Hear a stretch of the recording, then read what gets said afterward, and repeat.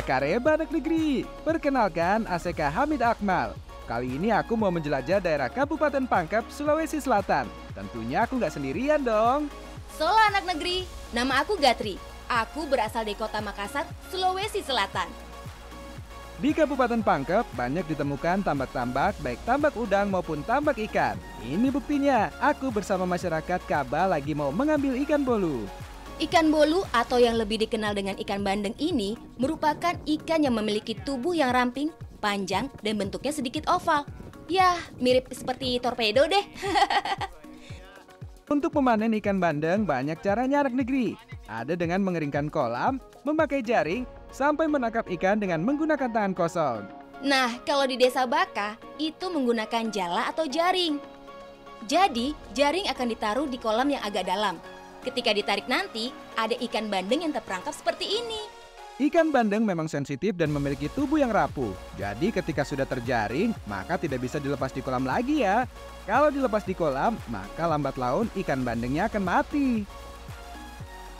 Udah cukup ini aja ya berarti ya? Oke, siap. Oke. Oke, Nih, mantap. banyak lagi. Kita dapat banyak. Banyak.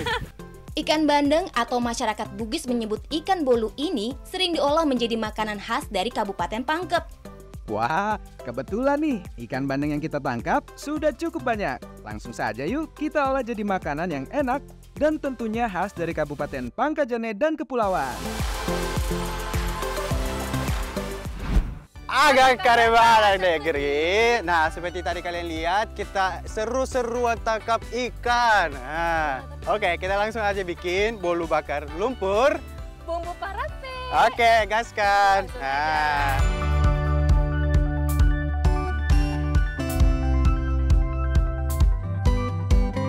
Setelah dibersihkan isinya, ikan bandeng yang sudah kita tangkap tadi langsung kita lumuri dengan lumpur. Ikan bandeng lumpur bumbu parape ini merupakan kuliner khas Desa Kaba, Kabupaten Pangkep.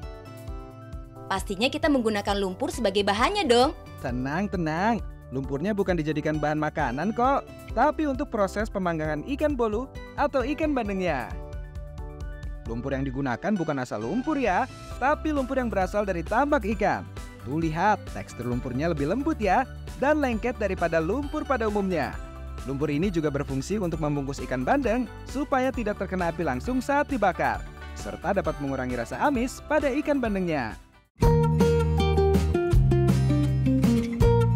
Untuk membakar ikan bandengnya tidak perlu waktu lama kok, cukup 10-15 menit saja. Nah, kalau lumpur bagian luarnya sudah kering seperti ini, tandanya ikan bandengnya sudah matang ya anak negeri. Kalau sudah matang, tinggal diangkat. Lalu kita bersihkan lumpurnya. Wah, tuh lihat. Walaupun dibakar dengan lumpur, tapi daging ikannya tidak ikut kotor. Bahkan kulit dan sisik ikannya menempel di lumpurnya, sehingga lebih mudah untuk membersihkan sisik ikannya. Nah, ikan bandengnya sudah dibakar, tinggal kita bikin bumbu parapenya.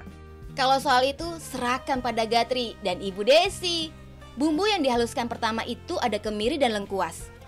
Aku tumbuk dulu ya kemiri dan lengkuasnya sampai agak halus. Setelah itu, baru tambahkan bawang merah, bawang putih, dan cabai merah secukupnya. Lalu aku tumbuk sampai bahan-bahan ini menjadi lebih halus. Nah, sudah halus nih, Mit. Langsung saja ditumis.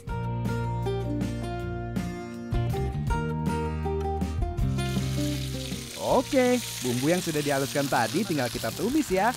Kalau aromanya sudah keluar, baru tambahkan air asam jawa. Terakhir, baru deh tambahkan parutan gula merahnya.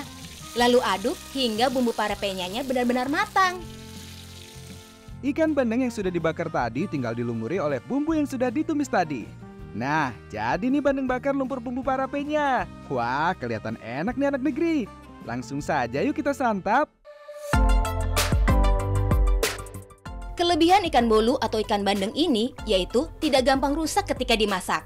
Emang sih durinya banyak ya, tapi manfaatnya juga banyak kan?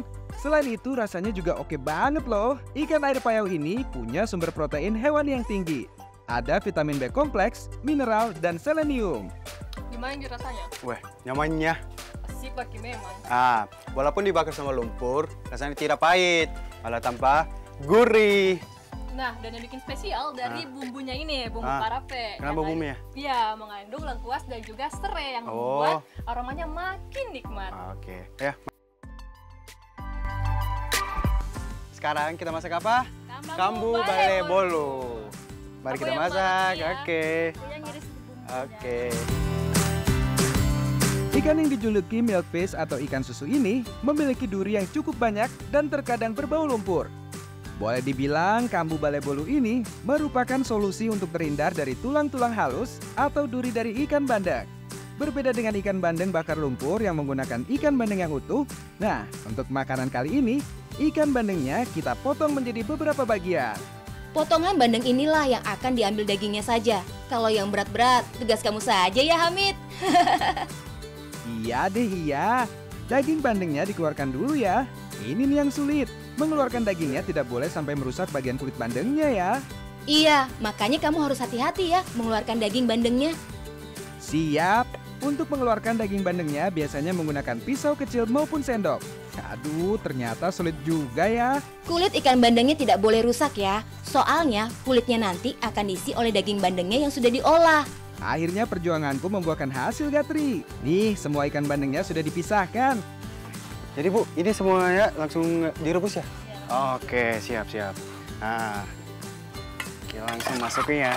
Daging ikan bandengnya kita rebus dulu sampai daging ikannya menjadi lebih lunak dan berwarna lebih putih. Selain membuat daging ikannya lebih matang, perebusan ini bertujuan untuk melunakkan tulang maupun duri dari ikan bandengnya. Nih, daging ikan bandengnya sudah direbus ya. Ikan bandeng yang sudah direbus ini selanjutnya akan diambil tulang maupun duri-durinya. Tuh lihat, setelah direbus jadi lebih mudah ya mengambil tulang maupun durinya. Bahannya tidak hanya daging bandeng saja, namun ada juga parutan kelapa. Kelapa yang sudah diparut ini tidak diambil santannya, melainkan akan digoreng sampai menjadi kelapa sangrai.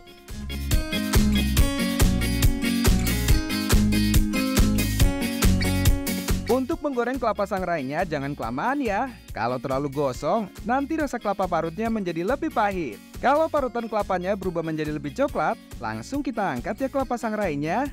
Parutan kelapa yang sudah disangrai Hamid langsung kita tumbuk sampai menjadi lebih halus ya.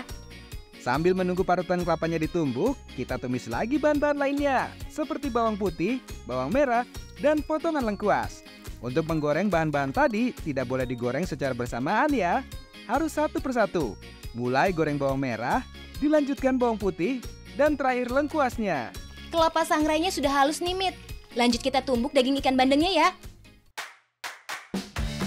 Daging ikan bandeng tanpa duri ini kita tumbuk lagi ya, biar duri-duri halus yang tersisa menjadi hilang dan menyatu dengan daging ikan bandengnya. Bahan-bahan yang aku goreng tadi, kita tumbuk juga ya, bersamaan dengan ketumbar dan merica. Daging bandeng yang sudah halus, kita campur dengan kelapa sangrai yang sudah ibu tumbuk tadi. Aduk hingga daging dan kelapa sangrainya menyatu. Sambil diaduk, jangan lupa juga tambahkan bumbu yang sudah aku tumbuk tadi. Agar adonannya semakin merekat, kita tambahkan telur ayam ya. Setelah ditambah, baru deh Mid, kamu campur lagi. Oh iya benar, adonannya jadi semakin padat ya. Nah, kalau semuanya sudah tercampur, kita tumbuk lagi ya, agar adonan ikan bandengnya benar-benar halus. Tuh lihat anak negeri, kalau adonannya sudah halus, jadi mirip adonan otak-otak ya. Tugas belum selesai Hamid, perjalanan masih cukup panjang. Setelah adonannya sudah jadi, baru kita masukkan ke dalam kulit ikan bandengnya. Masukkan semua adonan daging bandengnya ke dalam kulit bandeng. Untuk memasukkannya harus sampai penuh ya, tapi jangan sampai terlalu banyak, karena bisa merobek atau merusak kulit bandengnya. Setelah semuanya terisi, baru deh kita goreng dengan minyak panas. Sebelum digoreng, ikannya kita lumuri dengan telur ayam dulu, biar makin renyah. Setelah dilumuri telur, baru kita goreng sampai matang. Kambu balai bolu ini mirip dengan sate bandeng yang ada di Banten ya. Yang membedakan kalau sate bandeng biasanya dagingnya ditusuk dan dibakar. Kalau ini ditambah telur, lalu digoreng sampai matang. Setelah warna ikan bandengnya menjadi kecoklatan, langsung kita angkat dan tiriskan. Sudah jadi nih kambu balai bolu.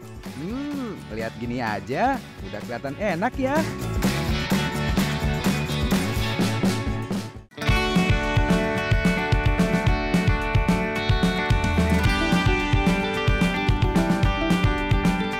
Kambu balai bolu ini enak banget, rasanya mirip seperti otak-otak. Namun ini agak lebih pedas dan lebih gurih. Pedasnya berasal dari merica dan ketumbar, sedangkan rasa gurihnya berasal dari campuran kelapa parut yang sudah disangrai.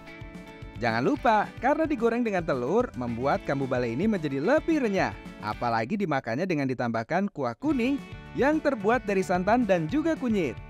Ketika dimakan dengan kuah kuningnya, membuat kambu balai ini menjadi lebih enak 2 kali lipat. Hahaha.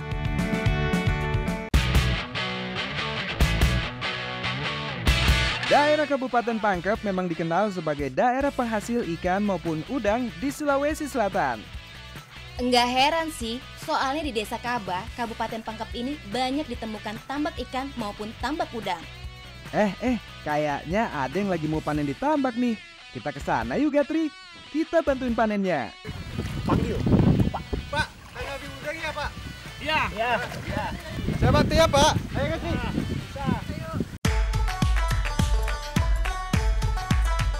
Ternyata bapak-bapak di sini lagi mau memanen udang Gatri. Udang jenis apa? Udang sito atau lebih dikenal dengan udang windu atau udang tiger. Untuk cara memanen udang windu ada berbagai cara.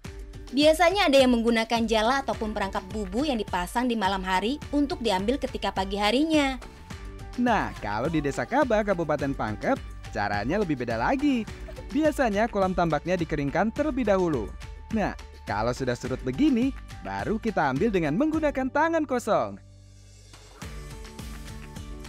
Nah, makanya ini ya. Nah, kita sudah tangkap udang sito ya. Nah, beda ini dengan paname, yaitu ini lebih besar ya. Nah, selain itu, udang sito atau udang windu juga harganya lebih mahal daripada udang paname. Dan sekali panen itu minimal 4 bulan. 4 bulan ya. Udang sito atau udang windu ini merupakan udang asli Indonesia. Udang windu mempunyai ciri kulitnya tebal dan keras. Warnanya hijau kebiru-biruan dengan garis melintang agak gelap. Karena bentuk yang besar dan rasanya yang enak, udang windu ini sudah masuk komoditas ekspor loh. Dan sudah menembus pasar internasional seperti negara Jepang, Cina, dan negara Eropa lainnya. Ternyata hasil kekayaan alam Indonesia memang paling juara ya. Nah, iya dong, karena alam memberi banyak manfaat. Udangnya sudah banyak nih, langsung saja yuk kita olah udangnya. Mit, kan Ya, tadi sudah bikin tangkap-tangkap udang. Betul. Laparku. Nah, kebetulan kita mau masak makanan berkuah dari Pangkep. Nah, mari kita masak. Kaju dalam bahasa Bugis, kaju berarti sayur. Kaju gondra udang berarti sayur gondra yang ditambah dengan udang sito atau udang windu. Udang windu yang sudah kita panen tadi, aku bersihkan dulu ya. Udang yang digunakan untuk sayur ini sebenarnya bisa jenis udang apa saja. Udang windu ini kita potong kepalanya, lalu dikupas kulitnya sampai bersih. Untuk bumbunya, kita tumbuk bawang putih, ketumbar, cabai merah, dan terakhir bawang merah. Tumbuk bahan-bahan tadi sampai menjadi halus ya. Sebelum menumis bahan-bahan tadi, kita rebus terlebih dahulu ya sayur gondranya. Sebelum kita olah sayur gondranya dulu, kita direbuskan dulu. Kenapa? Supaya hilang rasa pahitnya ya. Nah. Tanaman gondra merupakan gulma padi yang tumbuh ketika sawah sudah dipanen. Tanaman ini biasanya hidup di sawah-sawah yang sudah kering. Gondra memiliki banyak nama. Kalau di Bali lebih dikenal dengan nama gonda. Kalau di Pulau Jawa lebih dikenal dengan nama gundo atau gunda. Setelah sayur gondranya cukup layu, baru deh kita angkat sayur gondranya. Pastikan sayur benar-benar matang ya, agar rasa pahit dari gondranya sudah hilang. Terima kasih. Oke. Nah, saatnya kita menumis. Bahan yang pertama ditumis adalah potongan bawang merahnya. Lalu dilanjutkan dengan bumbu yang sudah aku haluskan tadi. Setelah aromanya keluar, baru kita masukkan udang windu yang sudah aku kupas tadi. Tumis udangnya sampai matang dan berubah warna menjadi lebih oranye. Selanjutnya, tinggal ditambahkan air matang secukupnya. Potongan wortel dan kentangnya kita masukkan dulu ya, Mit. Masak sampai kentang dan wortelnya teksturnya lebih lunak. Nah, kalau sudah mendidih seperti ini, baru kita tambahkan sayur gondra yang sudah direbus tadi. Sayur gondranya harus dimasukkan terakhir ya. Tujuannya agar sayur gondranya tidak mudah hancur. Kami ini telurnya masukin biar kuahnya kental dan rasanya lebih gurih. Oke.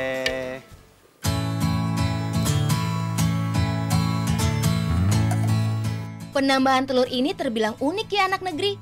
Karena biasanya sop atau sayur jarang ada penambahan telur ayam mentah. Sebelum dihidangkan kita tambahkan dulu potongan daun bawang dan tomat. Nah, kalau sudah, baru deh kita pindahkan ke wadah atau mangkok. Ini dia, kaju gondra udangnya sudah jadi. Berbeda dengan sop atau sayur pada umumnya, kaju gondra udang ini memiliki kuah yang tidak bening. Kuahnya berwarna kemerahan dan ada tambahan telur ayam dan juga udang. Ayo Hamid, daripada penasaran langsung saja kita makan.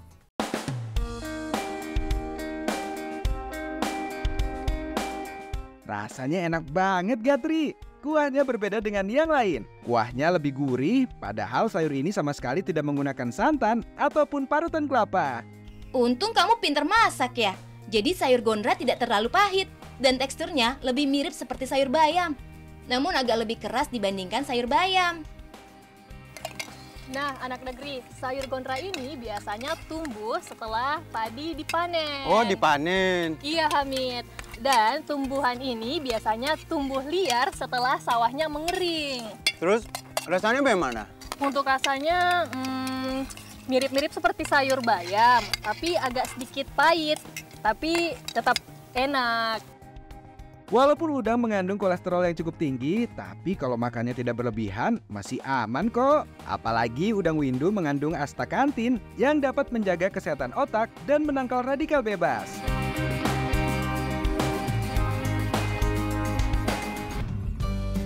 Kita lagi cari pohon pisang batu. Yang kita butuhkan bukan pisang batunya ya, melainkan batang pohon pisangnya. Kalau pisang batu biasanya diolah menjadi bahan tambahan rujak. Nah, kalau batang pohon pisangnya bisa diolah menjadi makanan khas Kabupaten Nrekang. Batang pisang yang bisa diolah menjadi makanan haruslah batang pisang yang berusia muda dan tidak terlalu tebal. Daripada batang pisangnya kita pukul-pukul, Bang, mending kita olah jadi masakan khas dari Nrekang. Karena alam memberikan banyak manfaat. Let's go!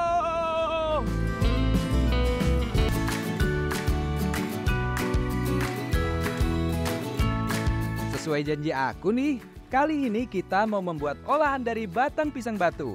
Batang pisang yang dimaksud adalah inti dari batang pisang. Untuk mendapatkannya harus mengupas satu persatu kulit batangnya hingga ditemukan inti dari batang pisangnya. Inti batang pisang mudanya lalu kita potong tipis ya. Tidak hanya batang pisangnya yang kita pakai. Sola, ada tips nih buat teman-teman yang ingin membuat cabai burak juga ya, Mama ya. Usahakan menggunakan batang pisang yang muda, Mama. Betul banget, dibanding yang tua, karena kalau yang tua itu teksturnya agak kasar, terus rasanya agak sepet ya Mama. Kalau yang muda lembut dan mudah dicerna juga. Toh? Wah. Untuk membuat cabai burak lure ini juga menggunakan jantung pisang. Sama seperti batang pisang, jantung pisangnya pun harus diiris tipis-tipis seperti ini.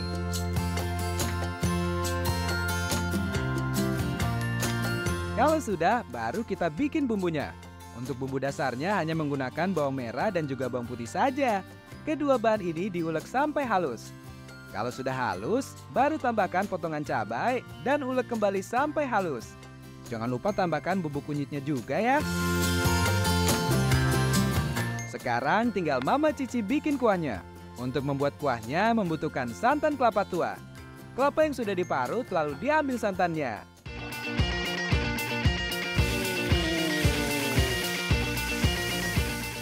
Tumis bahan-bahan yang sudah dihaluskan sama Caca tadi. Kalau aromanya sudah keluar, baru tambahkan santan kelapanya. Aduk santan kelapanya hingga berubah menjadi warna kemerahan. Harus sering diaduk-aduk ya anak negeri agar santannya tidak pecah. Lanjut kita masukkan potongan batang dan jantung pisangnya. Masak sebentar hingga kuah santannya berkurang. Kalau sudah, baru kita tambahkan lure.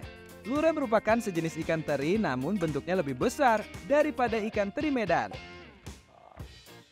Terakhir baru kita masukkan potongan daun bawang dan juga serainya. Aduk sebentar. Nah, kalau kuahnya sudah menyusut seperti ini, tandanya cabai burak sudah matang di anak negeri. Cabai burak lure ini adalah kuliner khas Kabupaten Nrekang. Dalam bahasa masyarakat Nrekang, cabai itu berarti sayur, sedangkan burak berarti pelepah atau batang pisang muda. Jadi came burak merupakan sayur yang berbahan dasar bagian dalam pelepah atau batang pisang muda. Walaupun terbuat dari batang pisang, came burak lure ini rasanya ajib banget anak negeri. Rasanya itu renyah dan ada rasa gurih ketika dimakan. Ternyata benar ya, penggunaan batang pisang muda membuat makanan ini tidak terasa pahit dan mudah untuk dimakan. Pokoknya came burak ini rasanya malundra, yang artinya lezat sekali. Hahaha. Soal anak negeri, bukan cuma buah pisang yang bermanfaat, tapi batang pisang juga, Mame. Iya. Apalagi batang pisang mengandung vitamin B6 dan juga kalium.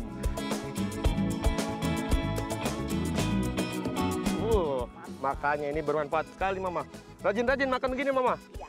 Biar tidak suka marah-marah. Kau saja. Ini suka marah, Mama.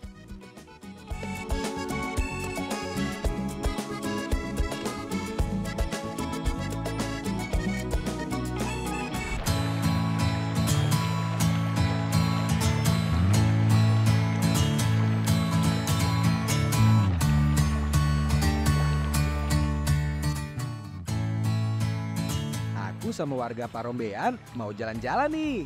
Eits, jalan-jalannya bukan untuk wisata atau naik gunung ya, tapi mau ke kebun dekat sungai untuk mencari pohon jambu batu. Wah, ternyata medannya lumayan sulit ya. Wah, itu. Ya, yang ini. Yang ini. Oke, kita petik. Ini mie daun jambu. Jambu batu. Oh. Hati-hati banyak semut. Banyak semutnya. Ya, Kita petik yang mana? Ini. ya yang agak mudah-mudah sedikit. Begini? Ya. Jambu batu atau lebih dikenal dengan jambu biji atau jambu klutuk merupakan tanaman tropis yang berasal dari Brazil. Tanaman ini banyak hidup tumbuh subur di wilayah Indonesia.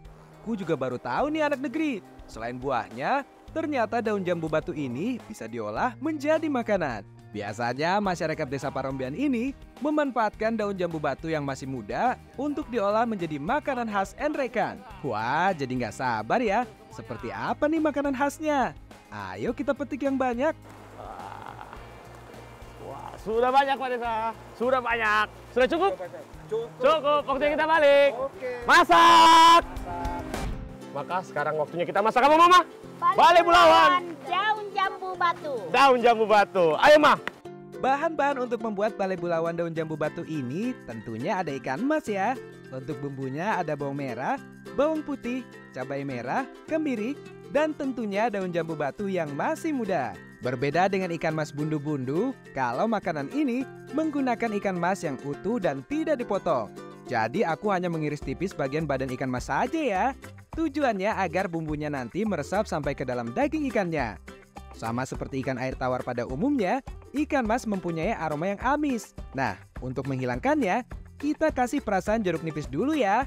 Untuk bumbunya, Dandi percayakan kepada Mama Siti Nurbaya. Bawang merah dan bawang putihnya diulek terlebih dahulu.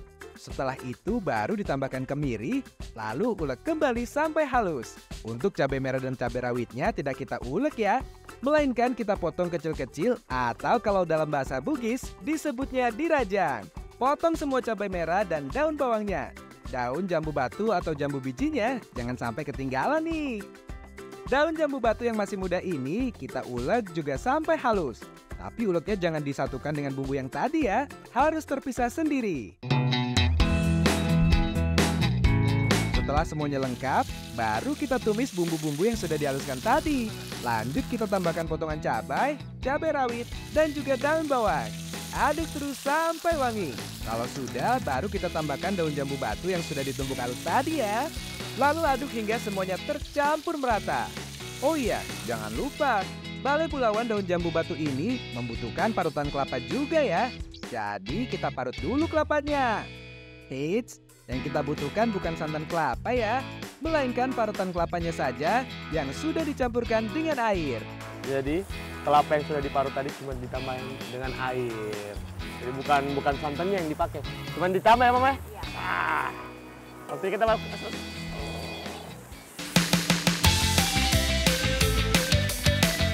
Setelah dimasukkan parutan kelapanya, terlihat kan warnanya langsung berubah menjadi lebih hijau.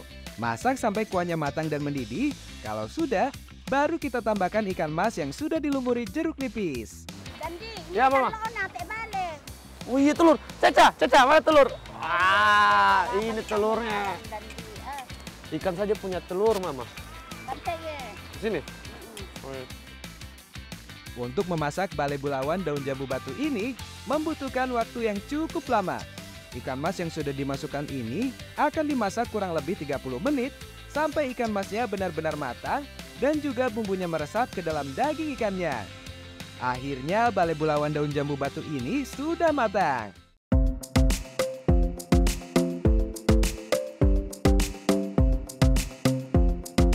Tuh lihat, menggoda selera banget kan? Gimana rasanya ya? Ikan mas dicampur dengan daun jambu batu. Biar hilang rasa penasarannya, langsung saja yuk kita makan. Walaupun memakai daun jambu, ternyata rasanya tetap enak loh anak negeri. Daging ikannya matang dan bumbunya meresap sampai ke dalam. Untuk teksturnya memang agak kasar dan berserat. Hal ini karena ada tambahan parutan kelapa dan masih ada tekstur daun jambu yang kasar. Walaupun begitu, makanan ini tetap aman dikonsumsi kok.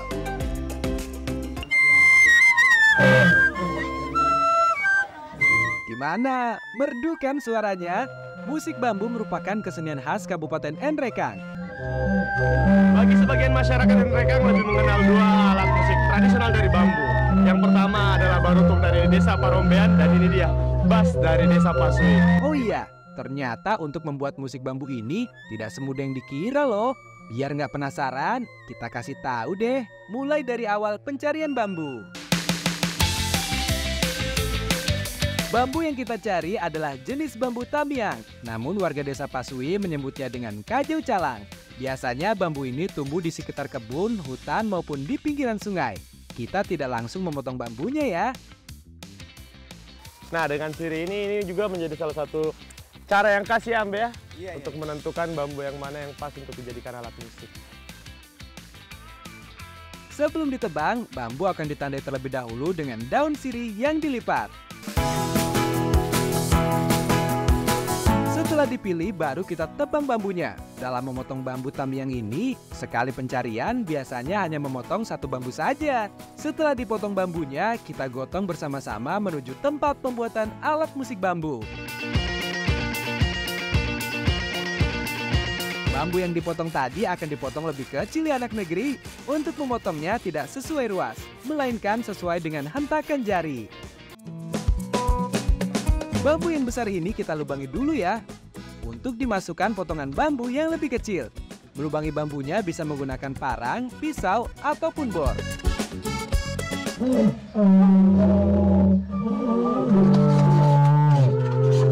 Gimana? Keren kan alat musik bambunya? Bentuk alat musik bambu ini semuanya hampir sama. Yang membedakan hanya ukurannya saja. Sebagai generasi muda yang baik, harusnya kita tetap melestarikan kesenian alat musik bambu ini agar tidak punah dan hilang.